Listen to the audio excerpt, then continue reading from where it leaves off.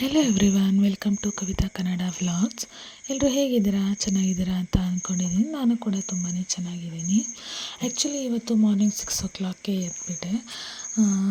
ನನ್ನ ಮಗಳು ಬಿಸಿಬೇಳೆಭಾತ್ ಬೇಕು ಅಂತ ಕೇಳಿದ್ಲು. ಸೊ ಹಾಗಾಗಿ ಬಿಸಿಬೇಳೆಭಾತ್ ಮಾಡಿದರೆ ಆಯಿತು ಅಂತ ಅಂದ್ಕೊಂಡು ಸ್ವಲ್ಪ ಲೇಟಾಗಿ ಎದ್ದೆ. ಆಲ್ಮೋಸ್ಟ್ ಏಳೋಕ್ಕಿಂತ ಸ್ವಲ್ಪ ಲೇಟಾಗಿ ಎದ್ದೆ ಇವತ್ತು. ಸೊ ಹಾಗೆ ಎದ್ದೆ. ಅಜ್ಜಿ ಕೂಡ ಇದ್ದರು. ಅವರು ಟೀ ಬೇಕು ಅಂತ ಹೇಳಿದರು.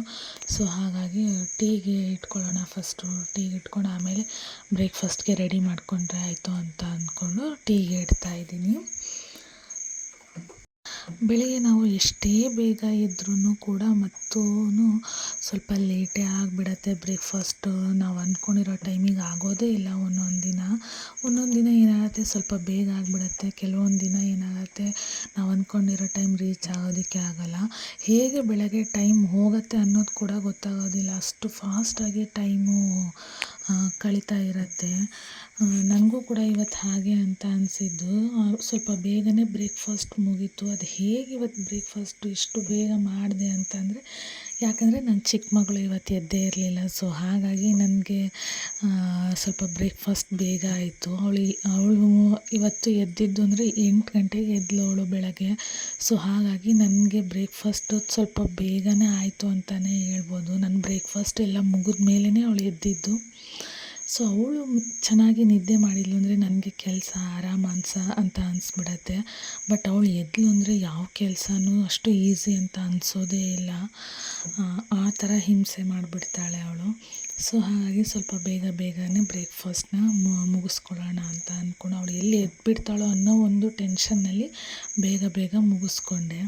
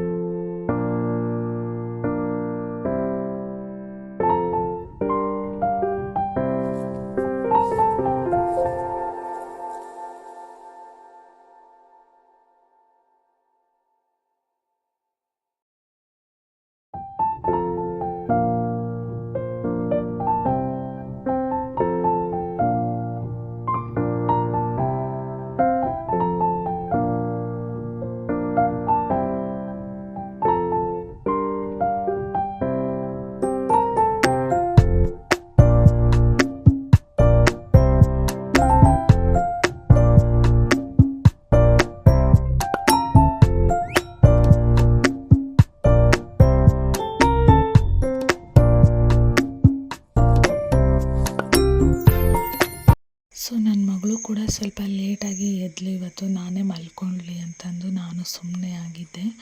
ಸೊ ರೆಸ್ಟ್ ಮಾಡಲಿ, ಹೇಗಿದ್ದರೂ ಹೋಮ್ವರ್ಕು ಫಿನಿಷ್ ಮಾಡ್ಕೊಂಡಿದ್ದಾಳೆ. ನಂದು ಸ್ವಲ್ಪ ಬೇಗ ಟಿಫನ್ ಮುಗೀತಲ್ವ, ಸೊ ಏನು ಕೆಲಸ ಇಲ್ಲ, ಅವಳನ್ನ ರೆಡಿ ಮಾಡೋದೇ ಕೆಲಸ. ಮಲ್ಕೊಳ್ಳಿ ಆರಾಮಾಗಿ, ಒಂದು ಹಾಫ್ ಆನ್ ಅವರ್ ಬಿಟ್ಟು ಎದ್ದೇಳ್ಸೋಣ ಅಂತಂದು ಅವಳಿಗೂ ಚೆನ್ನಾಗಿ ನಿದ್ದೆ ಮಾಡೋದಕ್ಕೆ ಬಿಟ್ಟಿದ್ದೆ ಇವತ್ತು. ಸೊ ಅವಳು ಕೂಡ ಎದ್ದು ಬಂದಳು. ಸೊ ಹಾಗಾಗಿ ಅವಳಿಗೂ ಬ್ರಷ್ ಮಾಡು ಮತ್ತು ಸ್ಕೂಲ್ಗೆ ಟೈಮ್ ಆಗಿಬಿಡತ್ತೆ, ಬೇಗ ಬೇಗ ರೆಡಿ ಆಗುವಂತೆ ಅಂತ ಹೇಳಿದೆ. ಸೊ ಹಾಗಾಗಿ ಅವಳು ಕೂಡ ಬ್ರಷ್ ಮಾಡ್ತಾ ಇದ್ದಾಳೆ.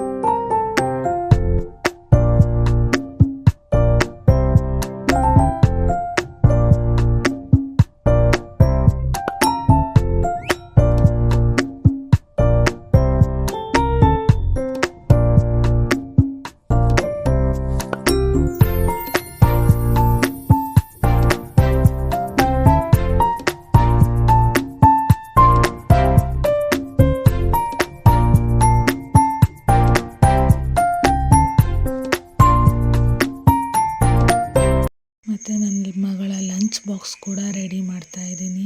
ಸೊ ನನ್ನ ಹಸ್ಬೆಂಡ್ ಅದೇ ಹೇಳಿದ್ನಲ್ವ, ಮ್ಯಾಂಗೋ ತರಿಸಿದ್ದೆ ಅಂತ ಅಂದ್ಬಿಟ್ಟು, ಅವಳಿಗೆ ಮ್ಯಾಂಗೋ ಅಂದರೆ ಅಷ್ಟೊಂದು ಇಷ್ಟ. ಅವಳಿಗೆ ಅಷ್ಟು ಮ್ಯಾಂಗೋ ತಿಂತಾಳೆ, ಒಂದೊಂದು ಟೈಮ್ ಅಂತೂ 2-3 ಮ್ಯಾಂಗೋ ತಿಂತಾಳೆ ಅವಳು, ಅಷ್ಟೊಂದು ಇಷ್ಟ ಅವಳಿಗೆ ಮ್ಯಾಂಗೋ ಅಂದರೆ.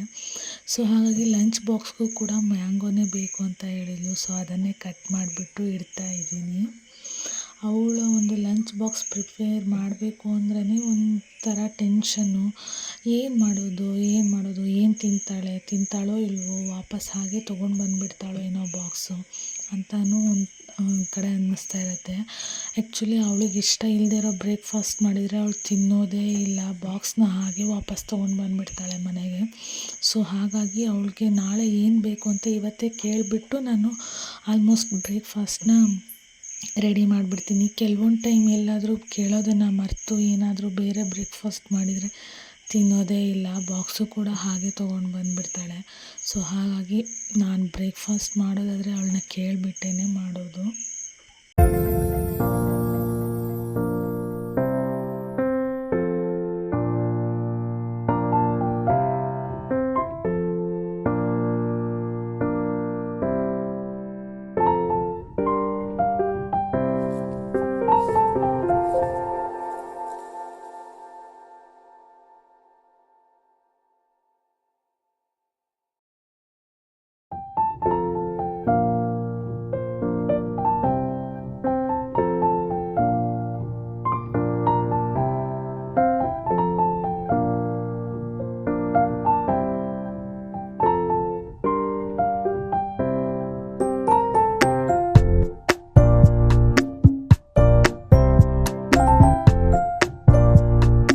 ಸೊ ನೋಡಿದ್ರಲ್ಲ ಫ್ರೆಂಡ್ಸ್, ಇವತ್ತಿನ ನನ್ನ ಈ ಒಂದು ವಿಡಿಯೋ ಹೇಗಿತ್ತು ಅಂತ ಅಂದ್ಬಿಟ್ಟು ಕಮೆಂಟ್ ಮೂಲಕ ತಿಳಿಸಿ. ಹಾಗೆ ಈ ಒಂದು ವಿಡಿಯೋಗೆ ಲೈಕ್ ಕೊಡಿ, ಹಾಗೆ ಶೇರ್ ಮಾಡಿ. ಮತ್ತು ಇನ್ನು ಯಾರೆಲ್ಲ ನನ್ನ ಒಂದು ಚಾನಲ್ಗೆ ಸಬ್ಸ್ಕ್ರೈಬ್ ಆಗಿಲ್ವೋ ದಯವಿಟ್ಟು ಸಬ್ಸ್ಕ್ರೈಬ್ ಮಾಡ್ಕೊಳ್ಳಿ. Thank you all.